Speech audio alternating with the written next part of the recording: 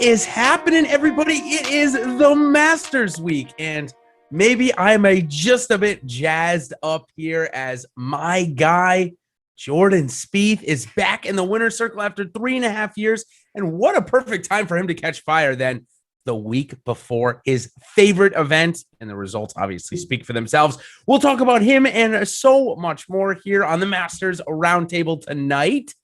We're going to be chatting for, I would say, just about 45 minutes here. I am joined by Geoff Ulrich, my guy that always joins me on Monday, and a new addition to the show. You can find him on Twitter at DFS Max. And of course, this guy, he has been a perennial Jordan Spieth fade for the last couple of years. Him and I, we love to go back and forth on Twitter. Follow us, of course, to see our battles.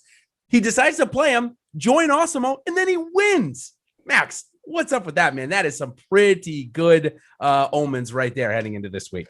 Yeah, a little run good going into the Masters. Hopefully we carried over. And for Spieth as well. Yeah, for sure. And Geoff, how about that, man? Do we need to pull somebody else new on the show every week to get this type of run good? Because that's some pretty good coincidence right there. Yeah, that's right. It's true. Ever since we've had different people on the show, we've been getting these scores and stuff. So, no, it makes for a perfect run into the Masters to see Spieth getting back. I mean, all things going on. I love it when guys start peaking at the same time. It just makes the majors more interesting. So it's going to be a great week coming up. Sure is. And of course, we want to thank Monkey Knife Fight, our sponsor of the show. And of course, their player props based contests are easy to play. They don't require the time commitment. Try and figure out how much Jordan Spieth is going to be on this week that other DFS sites do. So actually this week, in fact, I gave you an example of one of their player props based contests. I had Jordan Spieth earning more than 18.5 birdies or better, and it had Tony Fenow earning less than 18.5 birdies or better. Both those came true. I ended up getting a 2.5x on my payout. So that's the great thing. You choose your contest, you choose the buy-in level, and from there, you can win big. So, of course, use promo code Awesemo when you first sign up, and you're going to get $50 free on your first deposit. So go ahead and do that. Now let's go ahead into our Masters preview. And guys, we've got 88 players here this week, but believe it or not, it's only 6 first-timers. A lot going on there. The fact that we had a lot of less tournaments last year played, a lot of less first-time winners. Some of those notables, Will Zalatoris, Carlos Ortiz, Robert McIntyre, along with 3 amateurs, Geoff. So maybe a little bit stronger field in that regard, that we don't have as many amateurs, don't have as many first-time winners. So maybe going to be a little bit harder to try and win this week, because I think 6 of 6, I think all of it, I think more and more golfers are going to make the cut, given that we don't have as many bad quote-unquote players this year.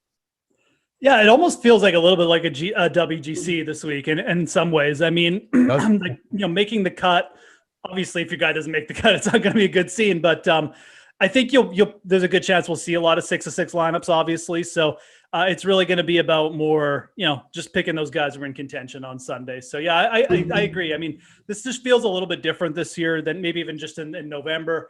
A couple other guys coming in better form as well. And, we got Brooks back is another thing. So this one feels, this feels like a pretty solid field to begin with. Yeah, Max, 88 players, as Geoff mentioned, kind of maybe a glorified WGC a little bit. I believe, and the Masters, they did just change up their cut rule. If you guys don't remember, back in November, it's now the top 50 in ties. Now, I don't know if they did that just because it was November. We'll get clarity, of course, coming up in the next couple of days, but do want to make note of that. Next, second, you change your strategy, knowing that 38 guys are going to leave this field this week, or do you think that there's enough, like I said, quote unquote, maybe bad players, that most of the good players will be making it all 4 days? Yeah, so I think the chalk is going to be really condensed this week. So if one of those guys misses the cut, it's really going to mess up the cut percentage. And sure is. I actually think it's going to be much lower than people expect. I also think that, like you said, there's not a lot of first timers. Of course, you can avoid the 12 or 15 guys that play this every year, the old guys and the amateurs. But as far as you can really go a lot of different ways with lineups this week. No, you certainly can. And certainly we'll get more into lineups as today goes on, as tomorrow goes on as well. Our tomorrow show, we're going to be still doing our typical time and our typical show where we'll be going through all of the DFS action from last week. Here today, we're going through Masters Roundtable, going to start to help build your card on the betting side. And of course, we wouldn't be able to go about talking about the players if we didn't mention DFS, the fact that there are 3 millionaire makers this week. So pretty great there. So also, guys, make sure this is going to be an amazing week. Like I just mentioned, the biggest PGA DFS week, maybe the biggest just golf betting week in general of all time. So we're going to have a ton of content. Make sure you like and subscribe, especially on the subscribe bell portion. We've got them coming out all week. That's the best way to get notified when they do come live. So let's go ahead and talk a little bit about Augusta National. Of course, most people that are joining us here this week know a bit about it, but maybe they don't know that it's really eerily quite similar in terms of distance, green surfaces, green size to this week, Jeff. What do you make of that? Is there any correlation to why they switched Valero to this week? Because I think there is. I don't know if they switched it just because of that, but I know I recall Phil Mickelson talking about the subject very specifically, and he said the same thing. Valero, the TPC San Antonio, is a better correlation for Augusta. It's the better lead-in. It's the course that makes more sense just in terms of layout and stuff like that. Now, look, it's not the exact same course, but no chance. Yeah.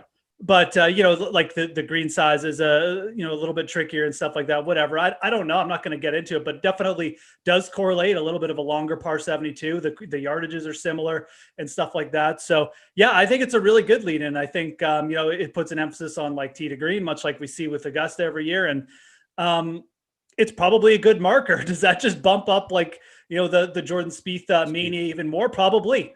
Something that you're going to have to consider. I mean, I think people will get into this a little bit as we dive deeper in the week, that this was a good lead in and it does have some credits. So I think the players that played well this week are probably going to get a little bump, whether worthy or not. And it's something to consider. And again, I'm not trying to put people off it. I think it is a good lead. I think it is a good marker. Yeah, Max. I mean, just a couple of things, par 72, 7,500 yards. That's obviously pretty basic, but then you got the same exact like average green size. Maybe that's getting a little bit more into it. But what I did like what they did this year and last year, which I think helped the scoring of this event, the rough was cut down to exactly how Augusta does it, 1.5 inches. So I think they really prepared. You saw the green speeds. I mean, they were awesome this week. They were flying and they were holding though. So if you were playing good, the course was gettable, just like Augusta likes it. So for me, Max, are you buying into this as it sounds like I am? And certainly sounds a little bit like Jeff is as well. Yeah, for sure. I'm a big recent form guy. So that to me is the most important thing for every week, but especially this week. And like you said, the runoff areas, the par fives, I think are a lot similar as well. Yep. And that's where you do most of your scoring in Augusta anyway. So I think it's definitely bumps up all the guys that played well this week, like Corey Connors and even Hoffman. Like Hoffman is a great first round leader bet always at Augusta. Yeah, I don't think Hoffman qualified though. He needed to win this week, which is too bad because I would have loved Charlie Hoffman in the field this week. I feel like he's always like tees it off like at 6:50 a.m. and you look and he's like 6 under. Yeah, and somehow finds his way into a first round leader. That's definitely has happened a couple of times and has the green glove with the green grips too. Kind of just embodies that Augusta. But sadly, he won't be here this week. Whoa, the way things are going right now, he looks like he could be in there next year, certainly playing great. So a couple more things. Obviously, it's demanding off the tee, but fairways are relatively easy to hit. We're going to hit about 66% of them this week. On the greens and regulation, obviously so important this week with how tricky they are. 65% for greens and regulation, but obviously both scrambling and putting top 10 hardest last year on the PGA Tour, 2 years ago, I should say. I'm pulling these course stats from 2 years ago. They're undulating. They're fast. Hopefully they're firm. And if they are, fours turn into sixes incredibly quickly. If your guy's got a 6-footer for par, don't think he's getting a par. In fact, he could end up with double at Augusta. That's what happens. Now, why do I mention firm and fast? Well, the women's Augusta, let me try this again. It's Augusta Women's National Amateur. I still think I got it wrong. It's the Augusta National Women's Amateur. There we go. Third time is a charm. They played there this week, and of course, they're playing a little different tees. They're playing the same course, though, and I will tell you, it looked firm and it looked fast. Winning score there was over par. Again, not that that matters. I'm just talking about relevance of what we're going to see this week. So, in comparison, Max, to November, I've seen you talk a little bit about it on Twitter. It's going to be a completely different golf course, in my opinion. It seems like you share that as well. Yeah, totally. I would take the history from November and just throw it out. It played so much softer. Like, you never see Augusta play that soft. And if you look at the rain or the lack of rain they've been getting, it's also going to definitely bump up the firm and fast. And yeah, like you said about the 6-footers, one of the most important stats to look at is the 3-putt percentage for the guys that you're going to be betting or putting into your lineups. Guys that don't 3-putt often and save those pars are going to be definitely key this week. For sure. Jeff, how about you? Kind of same thoughts about this realm? Yeah, I mean, I literally wrote something this morning that basically said, November, I mean, I just wouldn't put too much credence into it. And I mean, I think it's going to hurt mainly, DJ, we know is coming in a little bit subpar form, but it's mainly the guys like Cam Smith, Sungjae Im I'm worried about too. These guys coming in, debut. Now they got pressure on them too. People like picking them. Oh, remember Cam Smith came in second. Now he's not just coming in under the radar after a couple missed cuts. He's playing a completely different golf course. I'm not saying I don't like Cam Smith because I really like him as a golfer, but Me too, yeah. It's kind of a tough spot to come back to the same course. It's going to play completely different now with pressure on. So yeah, I'm with Max. I don't really care what happened last November. This is going to be a completely different event. Focus on the last 4 months, mainly, in my opinion. When you see first timers like Abe Answer, Sebastian Munoz, Sungjae Im, granted, all great golfers, all very good, come in the top 5 at Augusta in their first time. Yeah, that does not happen often. Again, I'm not taking something away from these golfers. The last time we saw something like that, honest to God, was Jordan Spieth. The last time a first timer did anything top 5 was Spieth back in 2014. So it's been quite some time. Again, that's because typically he plays firm and fast. We didn't have that in November. We're going to now. So let's go ahead and start to talk about some golfers. But I want to tell you guys, of course, about the promo we've got going on. It is the Masters week. I already mentioned it is going to be the biggest week of the golf betting career, I think, of all time. So it starts on Thursday, and we have a PGA deal for you. Buy your first month of Awesemo Plus Golf and get 1 month free with promo code Dustin, DUSTIN. Again, guys, yes, of course, I tried to get it to Jordan, but they had already put it in.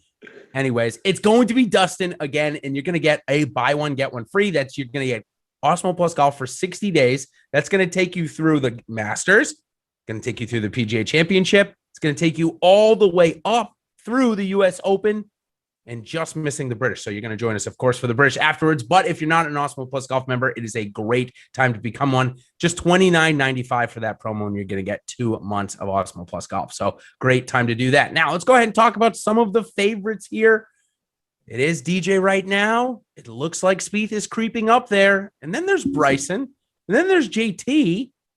And then maybe there's the baby swag of Jon Rahm. Jeff, let's start off with him. Talk about Jon Rahm first here. It all kind of fell into place for him. He had the baby before, a couple of days before, not just like Monday or Tuesday. He had it, she had it on, I think it was Thursday, went over into the weekend. Everyone's healthy and good. He's going to be able to get there and prep fully. And he's a new dad. I mean, this is working out great for him. Yeah, I mean, it definitely works out great for him. Because wasn't she due Thursday or something? Weird, I can already see what's coming with this. Like Danny Willett, the Danny Willett comparison. This is exactly what happened to Danny Willett in 2006. Oh, no, stop it. I'm sorry to bring up Danny Willett. I know it hurts you, but this is really exactly what happened, right? And I just feel like people are going to latch onto this.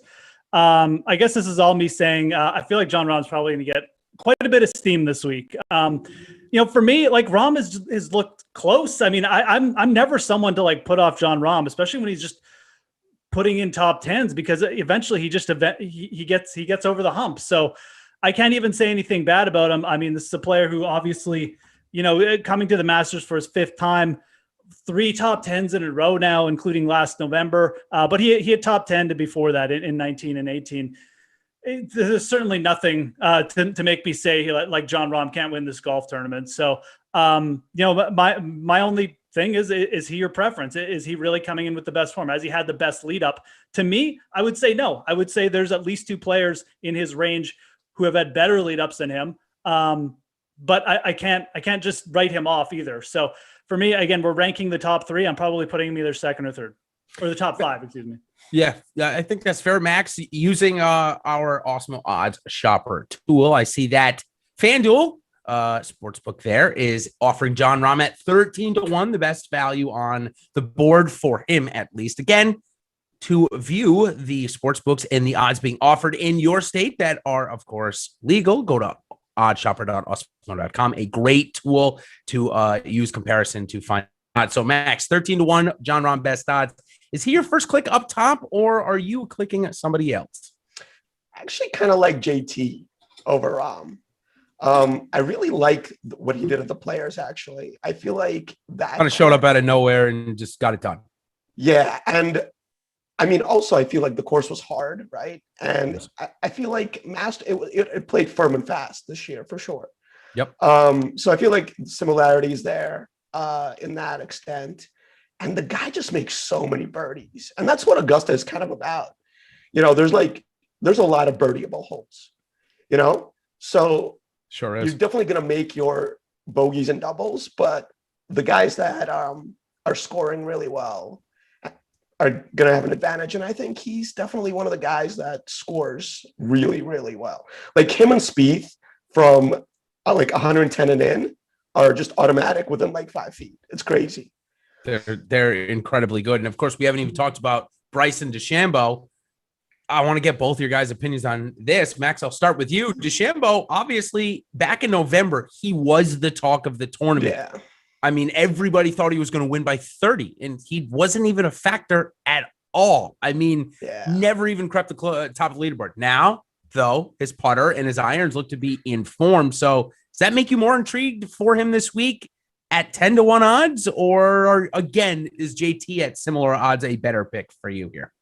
Bryson is tough for me. Like, obviously, the driver is amazing. But I feel like in November, he had like migraine issues or vertigo. Something was weird.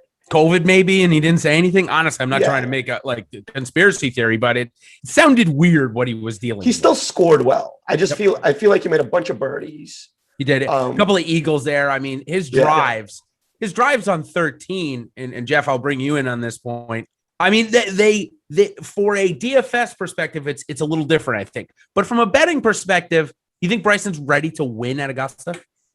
I do. I think Bryson's had the best lead in for me. I talk about that range. I would put him number 1. The last one in November was weird. He came in, he was talking too much, quite frankly, and he just kind of caught up to him. But again, you look at what he did. He did what he said he was going to do. He cut the corners. He turned the 13th into a joke. And the other thing, I mean, really, he did. Like the other thing is with what I like. I mean, you've got the irons in form, like you said. And that was the big thing when Bryson turned his game. When he transformed his game, everyone said, "Wait till he starts hitting his irons." Well, he's been hitting his irons, and he's competing at places like TPC Sawgrass. He's not even using his driver to compete at these courses. So to me, Bryson is very ready to win. And, again, the course is going to play harder. Well, I think that favors Bryson. I think that favors the bigger hitters because look what he did at the U.S. Open at Winged Foot, a tougher setup. I think you make the Masters tougher. I think that only favors Bryson. So all this talk that the Augusta National wants to, because Bryson called it a par 62 or whatever, or par 67, now they want to make it tougher. I think that actually favors him. So I'm very in on Bryson this week. I'm ready to be wrong. But again, if he's going to go off at 11-1, 12-1, yeah, I'm already in. I mean, I'm invested in this. Philosophical question, not a player question here for you guys. If you're betting on favorites, how many are you adding to your card? Jeff, you can answer first. Like of the DeChambeaus, Johnsons, Rahms, McIlroys of the world, say the top 5. You can even throw in Spieth and Cantlay if you want to there. Absolutely. How many are you picking? I mean, anyone from 20 and under, or let's just say under 20. So under 20, about 6 guys. There's 2 ways to approach it for betting. You take one and then you sprinkle the rest, or you take 2 and that's it. Because if you take any more than 2 of these guys, you're killing your investment. So I'm bet Bryson. I'm going to bet him. I'm hoping he gets up to like 14 or something, and I'll invest more. But that's it. Like I'm not double dipping in this range. And if you do, like I said, you really shouldn't be investing in anyone else. I don't think it's a bad strategy to do that, because I think one of these guys definitely going to be there on Sunday. But you got to watch. These guys are pretty short in the odds. Any Spieth pre-ticket for you, Geoff, before I move on, or are we just? I don't. I really regret not getting on him when he's like 40 to 1. But I'll say this: if I was in this range, Spieth might be my second guy right now. I don't want to like stamp on that, but he would be close between him and Rahm, I think. Max, how about you for betting card? If you're talking about 2 of the top 6 players, you adding 2, or are you going to try and pick your 1 and maybe pick up a better number in tournament, or are you sticking with 2 in the beginning? Yeah, see, I'm a big in-tournament guy. Like seeing how guys are playing, seeing if somebody isn't running good with a putter but looks really good with the irons, then I pick them up at longer odds. But I agree with Geoff. Like if you're picking more than 2, you're killing your investment. Totally agree. So it looks like our buddy Nolan Kelly behind the glass, he liked the Bryson call, Geoff. Looks like you got a couple of fans on that one this week. All right, let's move down the odds board just a little bit here, and we're going to go to what I call the bombers section.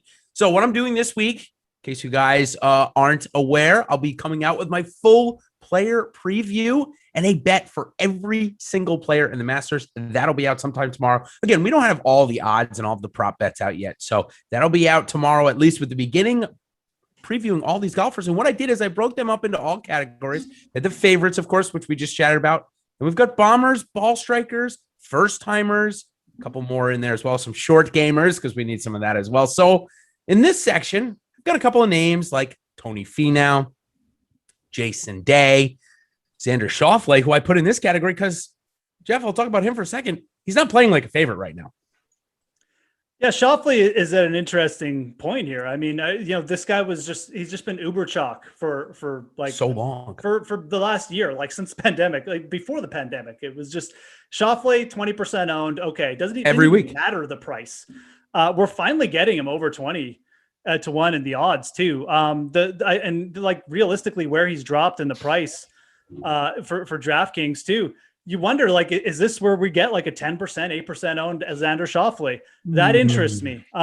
What doesn't interest me necessarily is his lead up. I don't think he looked that bad at the match play, but the miscut at the players and then like a lackluster WGC worries you a bit. I'm more prone to just looking at the bigger picture from January. He was very good. He's mini dipped.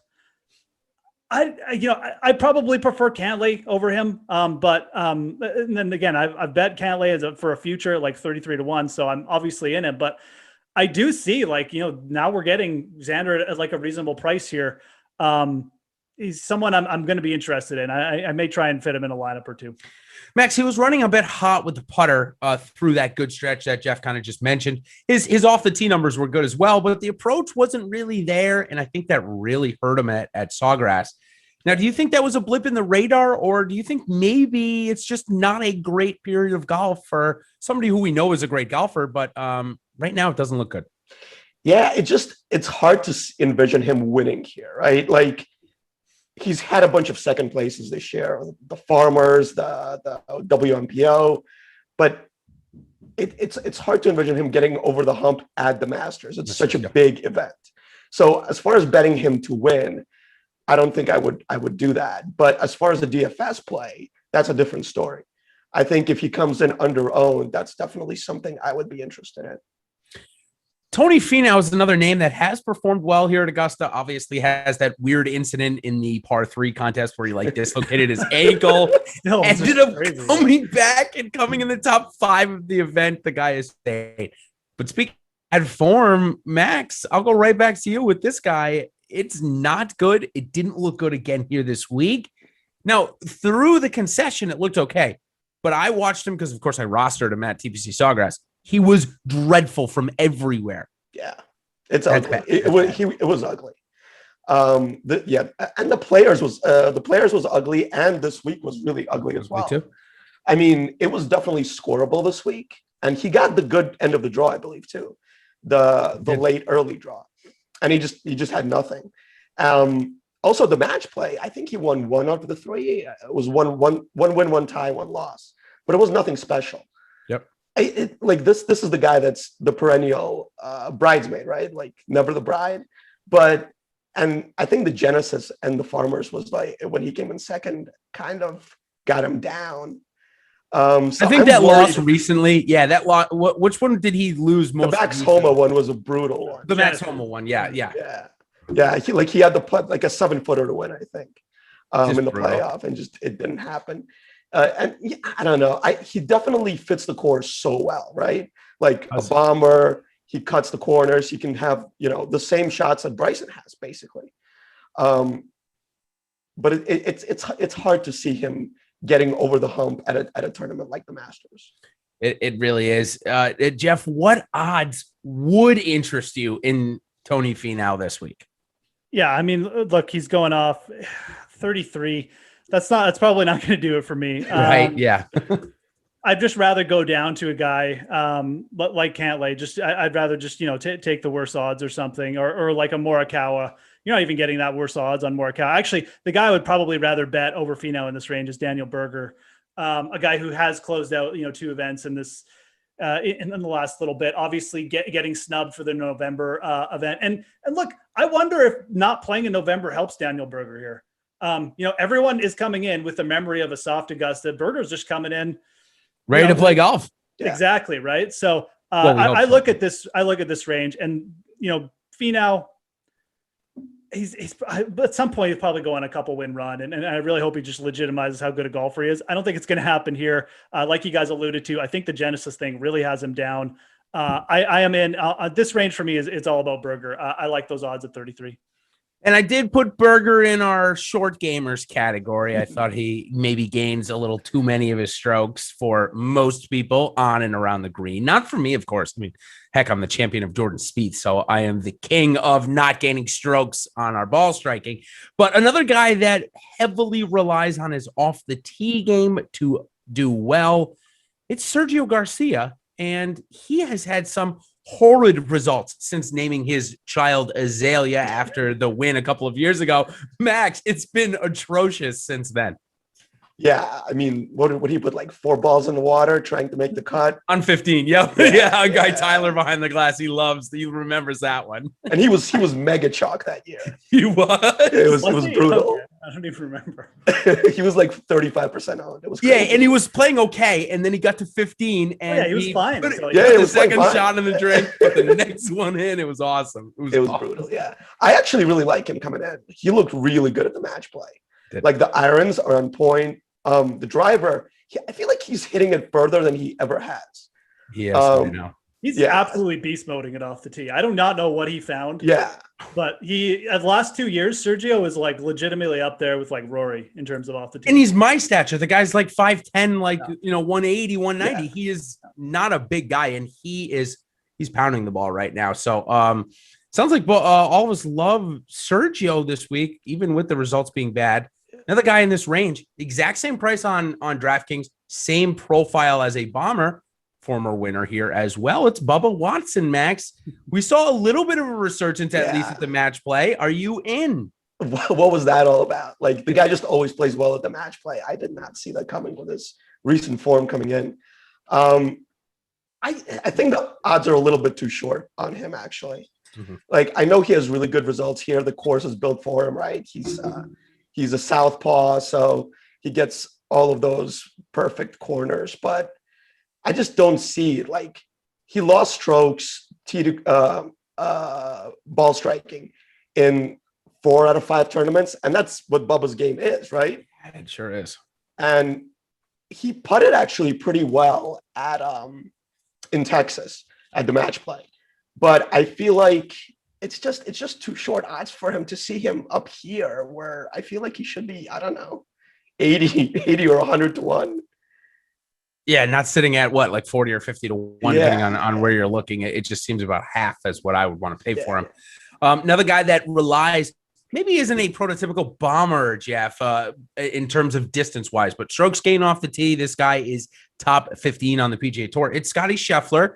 He had an absolute Jekyll and Hyde week this week. First round lead, 6 over, almost missing the cut.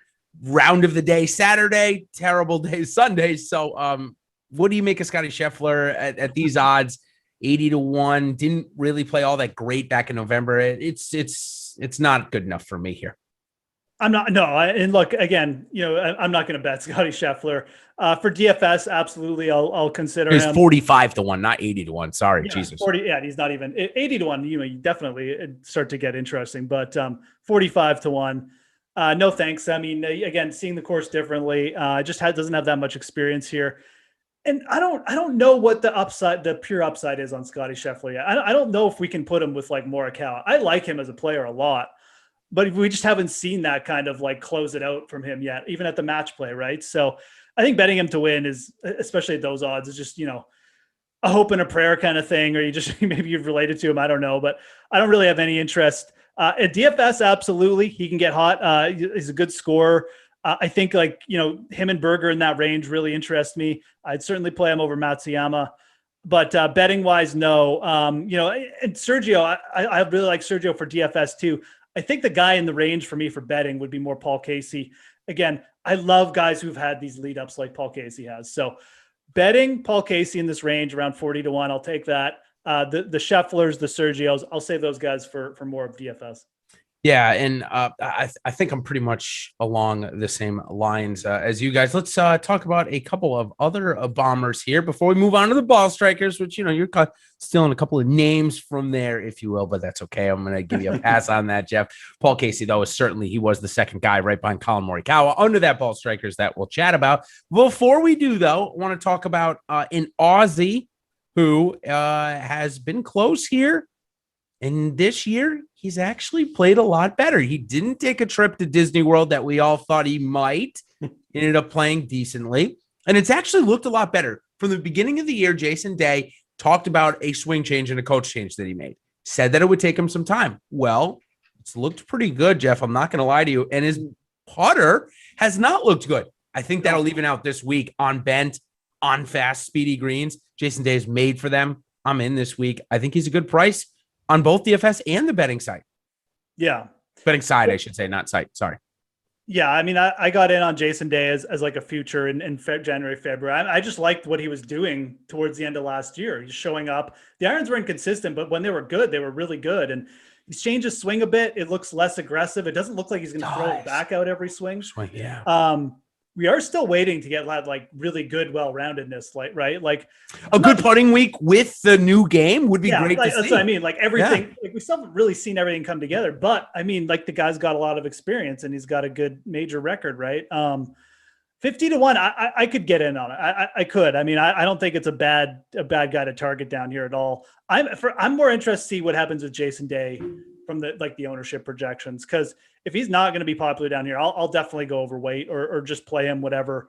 Because I'm interested to see if people just jump on him or if they're just kind of like meh, laissez-faire about it. Because I agree, like he is a guy who looks close, really close, and I could see him competing. Especially, I think if it's tougher here again, I think it favors Jason Day. So. Yeah, max 60-1 coming in on FanDuel. Of course, again, using Odds Shopper, I found that maybe a little bit better than the 51 that I first saw. So Jason Day in this mid-range, say the 30 to 60-1 range, is he one of your first clicks, or am I jumping the gun on one of our buddy Alex Baker, our boss man? He loves to play Jason Day and Justin Rose. I might be joining him on Jason Day this week, though. Yeah, DFS wise, I definitely like him. Betting wise, I'm not sure. I played a bunch of him at the Players, and he lost like 8 strokes putting. It was just ridiculous. And you never see Day that bad with a putter. No. And again, I played him at the match play, thinking that, the putter would be different, and it was still bad. So, yeah, ball striking definitely much better. Off the tee game is definitely back to where Jason Day used to be, hitting it hard, far, straight. The approach game is still hit or miss. He lost strokes in approach at the Palmer, WC Mexico, and AT&T Pro-Am, and then gained to the Players. So the approach game is definitely something I look at more at Augusta, just because everybody kind of hits the fairway here. You just got to hit it on the right side. So off the tee is not as big of an ask for me here. Yeah, I mean, I think he's going to be underowned in DFS for sure, just because the results haven't been there, and nobody thinks of Day as like a commodity anymore. So yeah, I not for the betting, but I do like him for DFS. Geoff, maybe I should wait for this till tomorrow because it's kind of our Monday ritual of talking about this guy. But he had to chip it in from actually a really hard spot to do so just to make the cut this past weekend, and then played really well. Maybe it's the break Cameron Champ needed to play good golf again, or am I just way too early? But I couldn't leave the bomber sections without at least mentioning him. He's playing here because he came in the tie for 12th last year, I believe, which qualified him. Oh, that's a good question. Or was he just in the top 50? Could have been in the top 50 in the world at that time as well. I think he slipped out by now. Yeah, he was 19th because he was 19th at the Masters. But he's a good guy to bring up because if you played Cameron Champ last year, November, he was in the Millie Maker. He was in everything, actually. He won a lot of people. I mean, he's great. And now we're getting him at a cheaper price than he was. At least I think it was a cheaper price. Yeah, it was like 7,300. Yeah. So, and now he's 66. Yeah, he's like you want to roster Cameron Champ because those Eagles are there, the power's there. As soon as you see any turn of form with this guy, I will be in on it. Very risky play, very boomer bust, but like the payoff is huge as we saw here in November. So with the tougher course, I'd probably be more on the side of, probably not. But I can see the argument for it for sure. Maybe on DFS, when we talk about that a little bit more tomorrow, we can bring up some of his stats and why, Geoff, we do like to play him in more limited field events. All right, let's move on to the ball strikers portion of this chat where I've got a bunch of names here. Can't go ball striking, though, without talking about these top two guys, Collin Morikawa and Paul Casey, two of the best out there. Of course, we'll talk about a few more down there, but let's start off with these guys. Collin Morikawa, I don't know. And listen, I am the champion of Collin Morikawa. We know that, but I don't know if his short game is good enough for Augusta. Max, are you going to disagree with me? No, I'm not. Yeah, definitely the short game is scary. Also, this is just a different course than the ones that he usually dominates. Like when he won at the PGA Championship, it's the kind of course, like a US Open type course, right? Something long, something where you have very narrow, where you have to hit it straight and then use your irons to get to score. This is not that type of course. This is a course where you can hit it pretty much anywhere. Off the tee. Yeah. And still have good scoring chances. Yeah, I don't think this is a Morikawa type course, really. Even if it plays hard. Like, I think if it plays hard, I'm more interested. If it plays easier, I just don't see him making enough birdies. Geoff, at Concession, we saw him get extremely hot with this new putter grip, and I talked to you about it then. We saw it the week before Concession, then obviously winning at Concession kind of solidified it. But I told you that it seemed like the putter would work on slower Bermuda greens, which we've seen the last 3 weeks, and that I think this stronger style of putting would hurt him here on bent greens. This is my opinion. Whether you agree with that or not, what is your take on Morikawa's short game? Is his ball striking good enough to go out and win here, or do we think the putter needs to get better before he picks up a green jacket, which I think inevitably he will? I just don't think it's yet. No, I agree. Morikawa is like the type of player where you almost just want to like take away everything, fit whatever he's been doing, and just like probably just play him when people are a little bit down on him because he's that talented. To just come out of, I don't want to say he came out of the blue to win the WGC, but to just like dust a field like that at his age is pretty crazy. I do think there's something to what you guys are talking about though. And I pretty much agree with what you guys said. You know, even you just look to the Genesis, lost 7.5 strokes there, faster, bent POA greens, whatever you want to call them. The different style, right? So, but look, like the approach is, he just gains so much.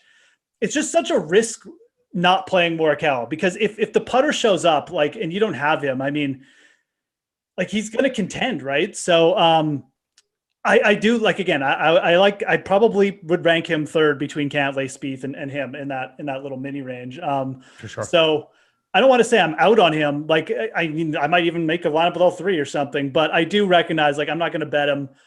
His time will come. Well, probably not going to be this year. I agree with all his points. The other name I mentioned, similar profile, playing just as good golf. And I think, well, first of all, we know he's much cheaper on DraftKings, but also much longer in the odds. Paul Casey, Jeff, I'm just as comfortable clicking his name as I am Morikawa's this week. Yeah, look, I mean, Casey obviously has had his issues. Sometimes he'll just, parachute out or eject from a major championship. But this guy, I mean, like, he's parachute out. I like that. He definitely will do that. He's done it before. But this guy's lead up is insane. He's had such a good start to the year. He's got 4 wins now over his last 2 or 3 years, with the 2 wins of them coming in Europe. Top 5s, his best players championship ever. Dude's playing really good golf. I've always been of the opinion he's someone who should win a major at some point. I'm in on him either way. I'll probably just get exposure to him. I've already bet him earlier in the year, so I'm liking the setup for Paul Casey for sure. We'll see how chalky he gets. I don't even know if he'll get that chalky. I think this range is just so stock full of good plays that absolutely stocked. Yeah, that it might just be flat. So yeah, I'm in on him. Max, looks like 2015 maybe is repeating itself, obviously, with Jordan Spieth coming back to fruition here. But 15, 16, 17, Casey went 6-4-6 at Augusta. That's hard to beat. Now, since then, it hasn't been as good. He wasn't playing as good, though. Now, it looks like he's in possibly some of the best form of his career, honestly. He's been talking about that. Paul Casey's gaining strokes putting. That's like all you need to know, right? Yeah. Like you play him. Right. Like he gained 5 strokes of the players. That's insanity for Paul Casey. He's just going to top 5 or win if he's going to do that. And just to that point, that's to me, that's the difference between Sergio and Casey right now. That's why I'd rather bet Casey than Sergio. Sergio, sure, play him DFS, but Casey's the guy I'd rather bet for that reason right there. I totally agree. He's gained strokes putting in 3 of the last 4, and not just like a little strokes, like 4 strokes, 5 strokes. And that's a huge deal for Paul Casey. If he's figured out the putter, the guy's just going to be like top 10 machine every week. Totally agree. Right now, looking at Odds Shopper, he's priced with Webb Simpson, Hideki Matsuyama, and his price is 77 on DraftKings, trending early for me to be the chalk in this range. Like you said, and this is a perfect segue, Jeff, there's a lot of names in this range. Adam Scott is one of those who was shaky with his game for a little bit, but looked like he found it a little bit at Honda. Another guy, Max, like that you just said about Casey, if he just gains strokes putting or matches the field, he's going to be in the top 15 every week. Now, maybe that hasn't been the case with Scott this year, but Augusta and Scott, we know those two go together like butter and bread. So I'm back on Adam Scott 7,600. I think he's one of the safest, quote unquote, plays along with Paul Casey on the entire slate. Yeah, I don't blame you. The Honda, the approach game was on fire. Just like, I think 7 strokes putting, 7.2 strokes on approach. I mean, that's crazy. The off the tee game is a little scary, just because you can hit it anywhere at Augusta, but if you hit it really far off, it's bad. It seems like he's going for distance, and that's hurting him a little bit. Yeah. Yeah, I totally agree. And of course, you want him to have the long putter, right? Like if he goes back to the short putter, just X him out. Yeah. At that point, I totally agree. Jeff, is Adam Scott firmly back on your radar this week? I mean, he's been putting pretty well too. So yeah, he is a little bit back. The driver thing was weird. I think you guys are right. Like I just feel like maybe he's just going for extra distance, but he was still grinding cuts, losing 5 strokes off the tee. Like how do you even do that? So I think it's an interesting lead in, and I think Scott, to me, I think Day and Casey, maybe not Day, but Casey probably the chalk, and I think Sergio and Scott are going to be good pivots. But all 4 of those guys that we mentioned, I kind of want to play all of them. So a really interesting range. These veteran guys, again, maybe one of them don't win, but they're going to be. I think 2 of them are going to end up being really good DFS plays this week. Agreed. So, okay, let's just summarize a little bit, and then we'll go into a couple more plays here, maybe stay for about 5 more minutes. And then of course we'll pick it back up 2:30 tomorrow. We've got our PGA DFS first look show, of course, for the Masters.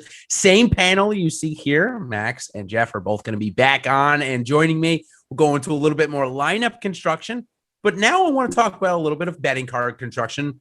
Jeff, you mentioned Bryson up top, maybe adding Paul Casey in there. So at this point, of all the guys we've talked about, why don't you give me your 3 names on the card up till this point? Jeff, you can go first here. Yeah, so Cantlay's a guy I've been targeting for this event for a bit.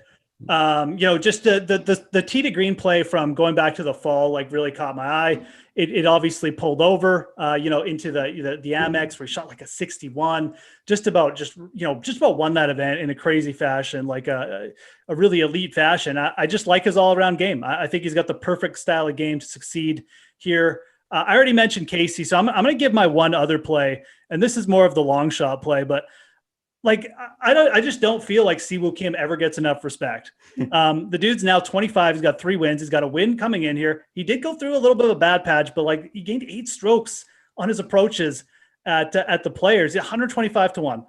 Are you telling me that like he should be a third, like 3 times the odds of like Cam Smith? Guys like that. I just don't see the talent discrepancy there. I think he's just as talented as guys like Neiman in that. And I think for a long shot triple figure bet, maybe more of a top 10 or an each way. I added Siwoo Kim. He's my favorite guy in triple figures this week. And before we move on to some of the short gamers, Max, how about you? 3 names. We got Siwoo Kim, Patrick Cantlay, Bryson De Chambeau for Jeff. How about you? Yeah, I mean, I love Cantlay as well. He was one of the guys that I was going to mention. I think his odds are good, and nobody ever talks about his distance off the tee. He hits it really far as well. Sneaky. Yeah, yeah. So I like him. I definitely like Sergio. That's one of my guys. And as far as like longer odds here, I like Harman at 120 to 1. Playing really well. I think he was second in strokes gained at the match play. And got out of that group with Cantlay, actually. That was like the group of death. Everybody was playing super well in that group. So I like Harman, and I feel like his game works well at Augusta. He's not the longest guy, but he's very good with approaches. He's good around the greens, especially with those runoff areas, and good with a putter. He's lefty, too. Yeah. And he's a lefty. Yeah. Which is never a bad thing. Yeah. Never a bad thing at Augusta. That's for sure. Bobby Mack, who we were talking about just coming on before the show, another lefty that definitely has some promise coming in here. Okay, so we'll spend a couple of minutes on short gamers. There's some tournament winners that I have as the last topic. We won't get to that, but what I'm going to do is read you my full player preview and guide for the Masters. It's going to have all of the players playing this week, how they got there, and what I expect out of them this week. So let's get a few more names, though. A couple of other big names that we haven't talked about that I want to get your guys' opinion. I'm going to go start with Jeff here because it's going to be the tug on the heartstrings segment for Jeff. And it's 2 names that I like this week. I'm going to give you the one I like more first, and that's Louis Oosthuizen. Again, I think probably my second or third safest play behind Casey and Scott this week based on DFS. We haven't seen maybe the winning upside, so I wouldn't be betting him to win, would be Louis Oosthuizen. And then the other one, Hideki Matsuyama, Jeff. Are we going to play him at all? Are we going to bet him at all? Or are we just totally staying away? You can give me Louis or Hideki first, whoever you want to go with. No, I think I'm pretty safe that I won't be playing Hideki in that range. Berger up there to me is just a far superior play. One of the best, just pure salary plays there, Berger. And going down, I'm not going to pay up for Hideki when we got a chock full range with like Sergio, Casey, guys I absolutely love. And yeah, I mean, Louis, he's putting really well. That's the one thing I'll say about Usti. I don't know if he's quite in form enough with the ball striking to get it done. Probably not. Super safe play, though. Probably a safer play than Jason Day because he's so comfortable on the greens right now. So, maybe if this ownership shakes out, and we'll see, you might be right on here that, if Day gets the sort of pump this week, I don't mind playing Usti there because if this course plays hard, it definitely factors. I think it favors him right now because he's playing around the greens and on the greens better. So one of the greatest reactions that I can recall in recent Masters history was Louis Albatross and his reaction to it. Obviously he couldn't really see it go in. Kind of just was an amazing. That's what Augusta gives you. It gives you the chances to play heroic shots. So Max, I don't expect to make an Albatross this week, but is Louis in your betting card? Probably a FS radar, I'd assume. Yeah, I mean, that's another guy that you would like to bet to win, right? Like at those odds, just because a veteran played here a bunch of times. If it plays hard, definitely has a chance to compete. And yeah, the putter is a big deal when you're going into Augusta. Like I'm a lot more comfortable playing guys that have putted better than their baseline coming into Augusta. I think that's a really good way to it. And again, of course, if If you guys are looking for more of that or looking for a little bit more, tune in tomorrow. What we're going to do here to wrap up the Masters Roundtable is give everybody our top 2 long shots. So I know we've mentioned a couple. Brian Harman has been out there. I love him this week. A couple of names here for me. Okay, this guy has not played here since, oh man, I had to go way back. In fact, I think it was 2013. His player card, if you go on the masters.com, it looks like he's 12 in the picture, but it's Ryan Palmer. This guy played incredible all year, really. Actually, I should say for the last year and a half, really, this guy has risen all the way up to top 30 in the world. I think he might end up being a little chalky on DFS, but in terms of a long shot to come in the top 20, you guys know I love the top 20 bets, or Jeff, you know, I do at least. I like Ryan Palmer to start there, top 20 as one of my long shots. And my other one is, yes, I'm going to use Brian Harman. This is going to be, I think, his first trip or second trip around Augusta. And I think he's made for something like this. He's a lefty. He's got great short game, and his approach game has been superb lately. So Brian Harman and, oh, Jesus, I already forgot my first one. Oh, Ryan Palmer. Jesus Louises. Harman, Palmer are my 2 bombs. Max, I'll let you give yours too first. Yeah, I guess I can't use Harman again. So let me. I kind of stole that from you. So I guess if you can't come up with a second one, I'll pass it. But you can give me one at least. No, I'll give you 2. Okay. So a guy that popped for me for Valero, actually, and I think he missed the cut on the number, was Danny Willett. And we all know he's won here. He's 200 to 1 to win this year. But if it plays hard, that's a guy I would definitely look at. He's been better with his approach game, better with his off the tee game. So the ball striking actually looks pretty good. If you can put the putter together, I think he's a good bet this week. Okay, Jeff, last 2 up to you. And you give us Siwoo Kim. That was a really good one. If you've got 2 others, great. If you only got 1, I'll take it. No, I'll just, well, I'm trying to decide, and I've been kind of looking at Gary Woodland and Christian Bezuidenhout all day. Mm-hmm. I mean, Woodland is the better player. I just don't know if I really want to go there. I think maybe for DFS. I think again. Did you see something today maybe that helped you? Or yeah, he was good around the greens. Yeah, he was was around the greens today, right? But I don't want to put too much into one round, so I'm going to go Bezuidenhout, who is he's like a top 10 player around the greens and putting. He is like, he's not going to get stymied by these greens. He is so good in that regard, and I think he's just a player who this plays hard. He's got a win at Valderrama, which is like well known as one of the hardest golf courses in the world. He can grind. He can stay there. He will stay there. He's not accurate off the tee. Doesn't matter as much here. I think Bezuidenhout, Christian Bezuidenhout, for like a top 20, top 10, or an each way. I'll take him for like my second guy. I like that. Somebody is mentioning Sebastian Munoz, who did have a good weekend here, I see in the chat. Another one in the chat that we did mention, I will say, we'll end the show and come back up tomorrow. Victor Hovland, one of the guys, did play as an amateur and made the cut, but the form has not been good. So for me, I'm going to hold off. I know the price looks good, but we'll talk about that a little bit tomorrow.